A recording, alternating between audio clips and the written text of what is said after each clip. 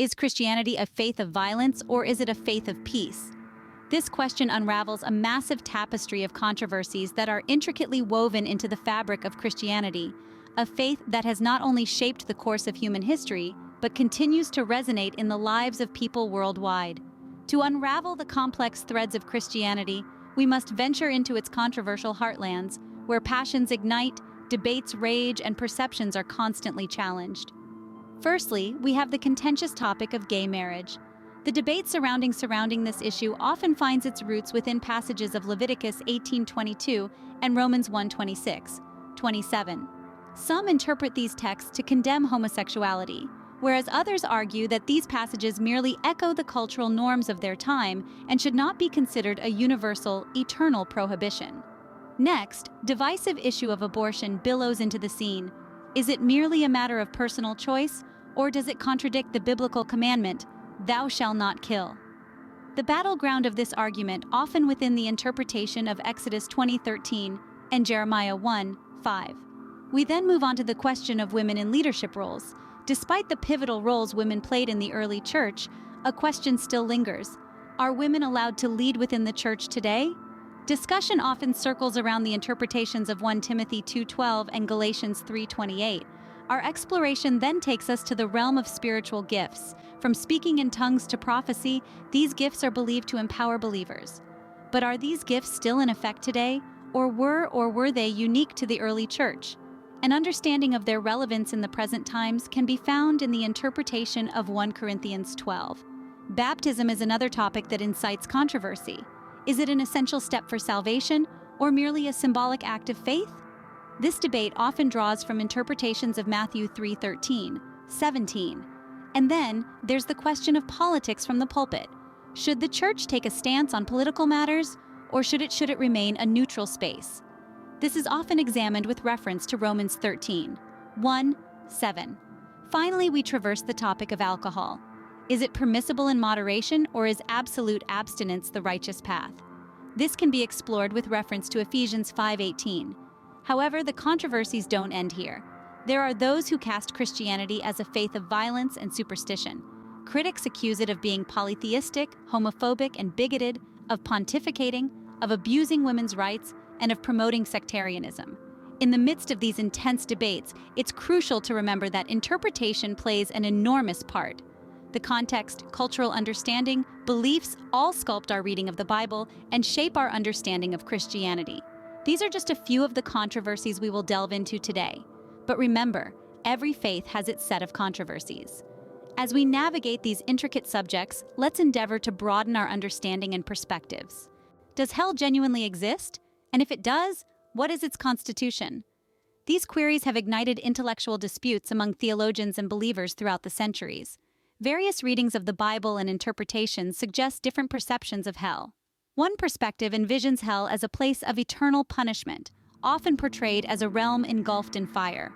This depiction is primarily driven by biblical excerpts, such as in Revelation 21:8, which references a witch burns with fire and brimstone, a terrifying image of torment and pain for the wicked. Contrary to this, some see hell less as a physical space and more as a state of existence. It's viewed as an extreme eternal detachment from God. This interpretation can be traced back to 2 Thessalonians 1:9, which talks about those who will suffer the punishment of eternal destruction away from the presence of the Lord and from the glory of his might. The separation is also often symbolized with darkness, another recurring metaphor used to describe hell, as mentioned in Matthew 8:12, saying, "The sons of the kingdom will be cast out into outer darkness." Furthermore, there's an argument that the of hell is primarily symbolic, used to illustrate the spiritual ramifications of straying from God's path. This line of thought draws from passages like Galatians 6:7-8. "For whatever a man sows, that he will also reap. He who sows to his flesh will of the flesh reap corruption." Despite these varying interpretations, a common thread is woven throughout. Hell is a consequence, a repercussion choices made during earthly existence. The comprehension of hell varies, as does the understanding of why it exists. These interpretations are deeply personal and often mirror an individual's wider theological convictions and comprehension of the divine. Why did Christ bear the cross? Who demanded this? Was it God the Father, Satan, or merely an example for mankind to follow? These questions have sparked deep discussions among Christian scholars and followers over the centuries. At the heart of these discussions is the Doctrine of Atonement, a crucial belief in Christian faith that seeks to shed light on why Christ's death on the cross was indispensable. The Doctrine of has multiple interpretations. One of these views God the Father as the one who demanded Christ's sacrificial act. This interpretation positions Christ's sacrifice as a way to bridge the gap between mankind and God, a divide that was created by human sin. The basis of this viewpoint is often traced back to the Bible verse Romans 5:10. For if, while we were God's enemies, we were reconciled to him through the death of his Son, how much more, having been reconciled, shall we be saved through his life? This verse underscores that the atonement acts as a conduit, reinstating us to a harmonious relationship with our Creator. Another interpretation of the Doctrine of Atonement proposes that it was Satan who required Christ's sacrifice as a form of ransom. This arguably controversial viewpoint employs the metaphor of a grand cosmic courtroom. It finds support in the verse Matthew 20:28 as the Son of Man did not come to be served, but to serve, and to give his life as a ransom for many. This perspective suggests that Christ's sacrifice was a price paid to release mankind from the clutches of sin and the devil. Lastly, the moral influence theory of atonement posits that the primary objective of Christ's death was to function as an extraordinary demonstration of the extent one should go in the pursuit of righteousness and love for others. This perspective, frequently bolstered by the verse John 15:13, "Greater love has no one than this, to lay down one's life for one's friends," stresses the significance of selfless love within the Christian faith. In conclusion, the Doctrine of Atonement is a fundamental belief in Christianity. However, its interpretation fluctuates among believers, with each perspective supported by different scriptural references, and each offering a unique understanding of Christ's sacrifice and its profound impact on mankind. Should the Church integrate contemporary music? Should we prioritize the seeker's comfort? These inquiries propel us into an intricate discourse concerning cultural ecclesiology, or in simpler terms, the exploration of the Church's interaction with societal nuances. We are part of an incredibly diverse world, with a multitude of perspectives on how the Church can acclimatize to the modern world. One viewpoint suggests the Church should emulate society, reflecting its trends and styles. This perspective is often adopted by seeker-sensitive churches, aiming to make the Church more appealing to non-believers. They incorporate modern music, casual attire, and relatable sermons, with the hope of building a bridge to the secular world. The Apostle Paul said in 1 Corinthians 9:22, "I have become all things to all people, that by all means I might save some." Thus, through mirroring society, these churches aspire to fulfill Paul's mandate. However, this perspective isn't universally embraced.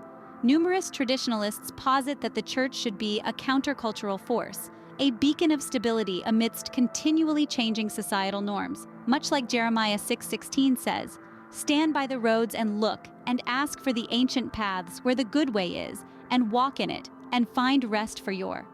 They maintain that the Church's role isn't to blend in but to stand out, safeguarding time-honored traditions and eternal truths. They express concern that in the haste to modernize, the Church could risk diluting its message and compromising its values. Then there's a middle ground perspective that argues for a balanced approach. Advocates of this viewpoint believe the Church can adjust to culture without sacrificing its essence, inspired by the principle in Romans 12:2, "Do not conform to the pattern of this world, but be transformed by the renewing of your mind." They propose that the Church should be relevant but not reliant on culture, employing contemporary methods to communicate timeless truths. Then we reach the debate about the Sunday morning focus. Should it be directed towards believers or non-believers? Those leaning towards believers argue, referring to Hebrews 10:25, that Sunday service should be a space for believers to worship, learn, and mature in their faith. Conversely, those leaning towards non-believers, inspired by Matthew 28:19, believe that service should be a platform for evangelism, a welcoming environment where non-believers can delve into these diversified views, illustrate the complexity of cultural ecclesiology. There's no cookie-cutter solution, as each church, in its distinctive setting, must discern its approach towards culture. What's of paramount importance is that the Church's primary loyalty remains to Christ and His Word, adhering to its mission to be a light to the world, regardless of the cultural shifts surrounding it. As stated in Matthew 5:14, You are the light of the world.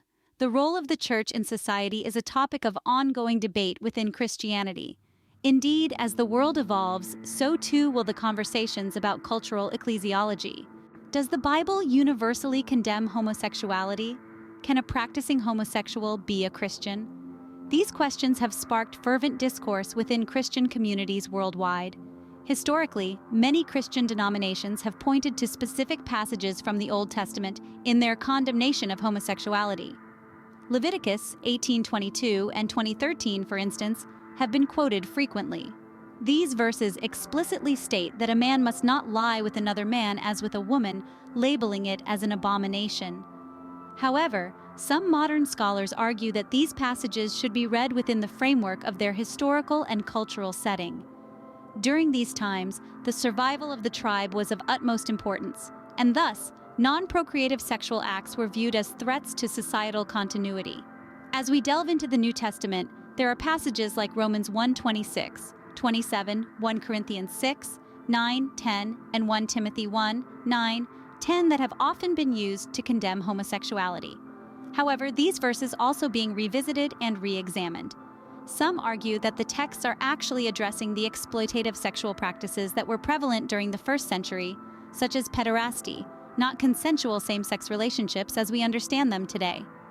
When it comes to the question, can a practicing homosexual be a Christian? It's crucial to reflect on the core tenets of Christianity: grace, love, and acceptance. Many Christians believe that one's sexual orientation does not disqualify them from following Christ. This belief is reinforced by verses like Romans 3:23, 24, which states, "For all have sinned and fall short of the glory of God, and all are justified freely by His grace through the redemption that came by Christ Jesus," implying that everyone, regardless of their sexual orientation, can receive God's grace. In conclusion, the interpretation of the Bible's teachings on homosexuality involves an understanding of the cultural and historical contexts in which these passages written. It also involves an acknowledgement of the centrality of grace and acceptance within the Christian faith. The debates surrounding these interpretations continue to foster a deeper engagement with the Scripture and a wider understanding of God's love and grace. Christianity, akin to all other religious beliefs, is a product of interpretation, leading to numerous debates and discussions. Throughout this discourse, we will delve deeper into some of these controversies within Christianity, starting from the Doctrine of Hell to the Doctrine of Atonement, cultural ecclesiology, views on homosexuality, and sexual anthropology. The Doctrine of Hell has always been disputed. Is it a literal fiery hell, or is it symbolic? What is its nature? How long does the condemned stay in this realm of eternal damnation? Such questions stem from the interpretation of biblical verses like Matthew 13:50, where it states, "And throw them into the blazing furnace, where there will be weeping and gnashing of teeth." Similarly, the of Atonement, which discusses why Christ was crucified and who necessitated it, has been an object of profound theological debate. At the heart of such discussions lie biblical verses such as Romans 3:25 that reads, "God presented Christ as a sacrifice of atonement through the shedding of His blood to be received by faith." Cultural ecclesiology is another area of contention within the faith. How does modern music fit into the church's culture? How can we balance the preservation of tradition with the need for adaptation to contemporary society? What should be the emphasis of Sunday services? Such questions are often posed in light of verses like Ephesians 5:19, which encourages speaking to one another with psalms, hymns, and songs from the Spirit. The Christian perspective on homosexuality also sparks debate. Does the Bible universally condemn homosexuality, or is its condemnation based on cultural context? The interpretation of Leviticus 18:22, which states, "You shall not lie with a male as with a woman, it is an abomination," contributes to this dialogue. Lastly, we touch on sexual anthropology, examining if men and women were distinctively created with unique roles, or if these roles are determined by individual abilities, not. This discussion is often centered around verses like Genesis 2:18, where God says, "It is not good for man to be alone. I will make a helper suitable for him." These debates reflect the multifaceted nature of Christianity, showcasing a myriad of perspectives and interpretations from its followers. They serve as a testimony of the evolving nature of religious beliefs, constantly adapting to societal changes and individual experiences. Such debates and controversies encourage deeper exploration into our beliefs, challenging preconceived notions and encouraging growth. Remember to stay curious, keep seeking, and delve into the layers of faith. Until then, keep seeking closer to God.